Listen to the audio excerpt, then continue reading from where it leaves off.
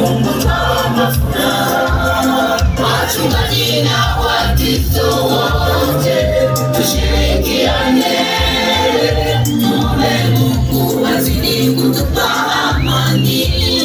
Ukisikiliza redioni kila siku ni habari za vita, kila kunapokucha matukio mabaya yanaongezeka. Watu wamekosa msaada sababu amani imetoweka.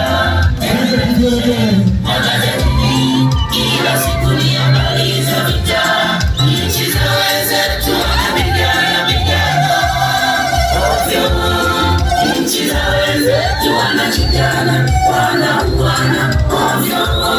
Tatizo amani kwao imepotea, tatizo upendo kwao umekosekana. Tunawasihi wa Tanzania tuishi kwa upendo, tunawasihi wa Tanzania tuishi kwa amani.